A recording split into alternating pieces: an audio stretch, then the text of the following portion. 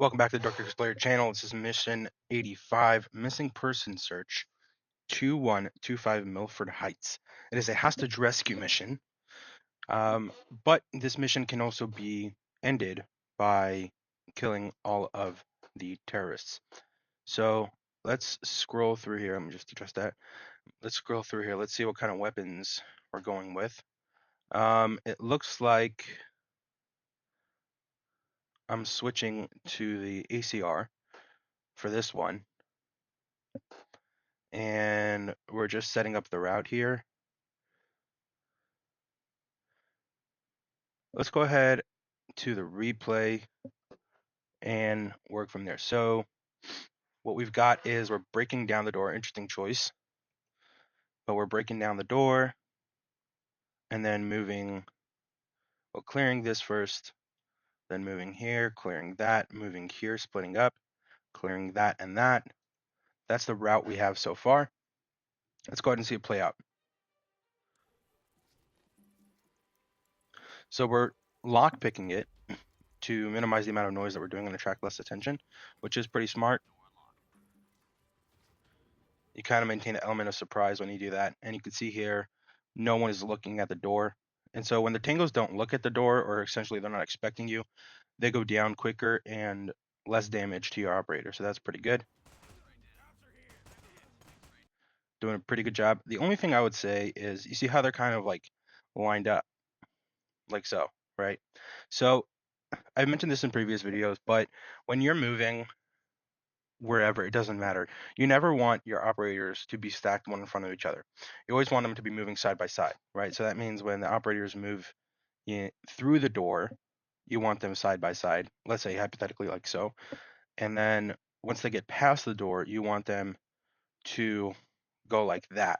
Because now, right, essentially, when they're facing any threats in this area, okay, you want them to be facing this way, but side by side, right? So like that.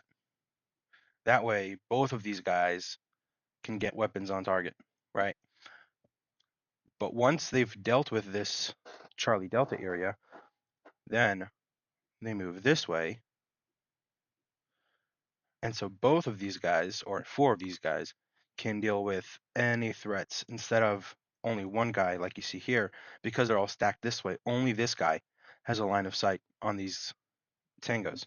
And because of that, he's left to deal with these guys by himself, as you can see. Now, even though it works out, it's still not ideal. Another thing is, I mentioned in previous videos, you don't need to follow the route. So like, for example, once this is clear, right?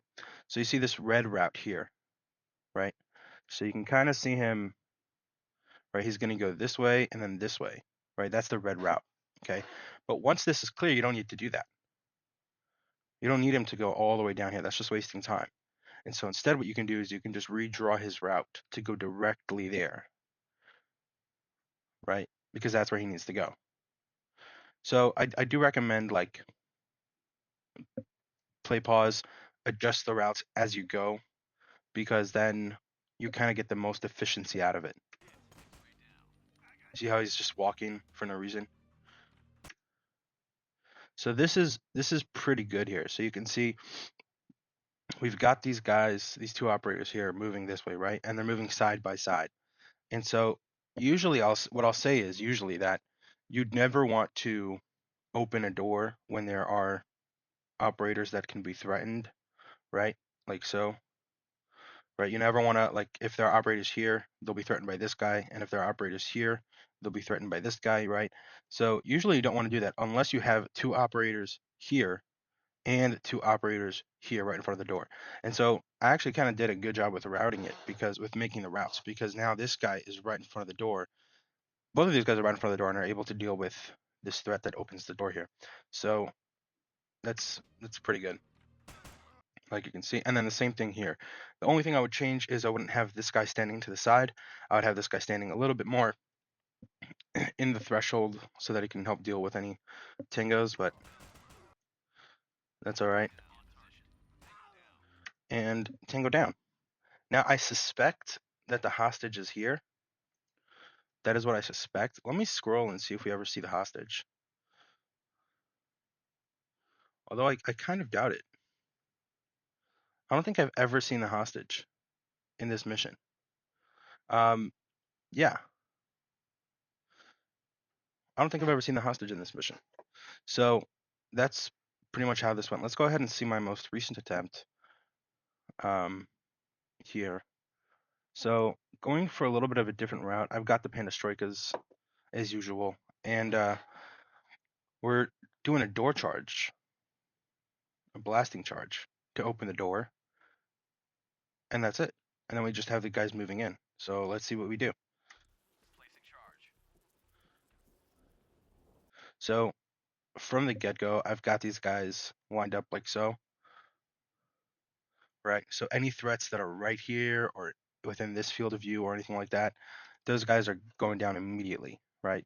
Whereas in the previous attempt, I had them going this way, right? So that's kind of already a major difference here. Going this way allows you to immediately get, you know, a line of sight on threats and deal with them a lot faster and a lot more efficiently. So you see, I've got them stopping. That's brilliant. So I have them stopped right here, clear the interior of the structure for threats, and then move. That's pretty brilliant. And you can see, like I mentioned before, you want them moving parallel to each other, right? And this is actually a pretty good example because as soon as, let's just move this down here. As soon as they get a line of sight, look, all four of these guys get a line of sight. We got 2 guns that can shoot, 1 gun, well, maybe 3 guns that can shoot. We for sure have 2 guns that can shoot and take this guy out, right? So that is why you go parallel. And look how quickly this guy dies. Boom. That's it. There was a split second where we didn't have a line of sight on him with this operator, and that's it. Besides for him, everyone had a line of sight on him and was able to shoot him. Or maybe 2 of these 2 back ones, but we had 2 guns on target. You can see that door opens, not a problem. 1, 2 guns right on him. These 2 guys have guns on him. These 3, not an issue, right? And we still have enough, we're still kind of keeping an eye on that door here. Now, see, this is what I mean by you don't need to follow the route, right? Already, most of this room is clear. And by just changing his perspective, we cleared this corner. So all we need to clear is this corner. That's it.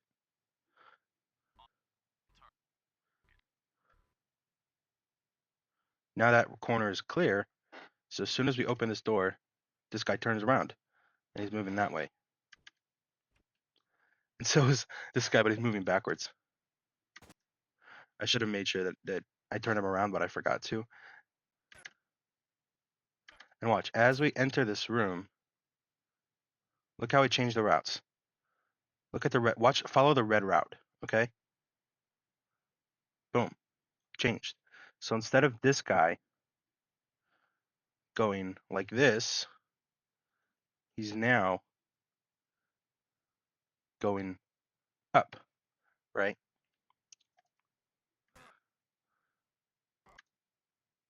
And dealing with these tangos.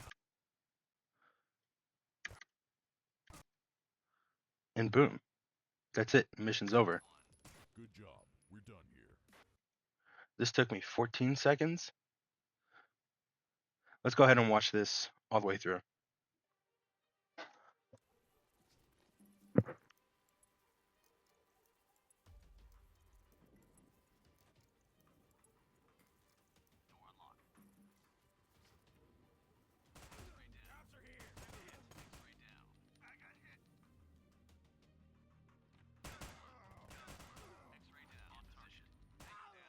Good job. We're done here. 23 seconds versus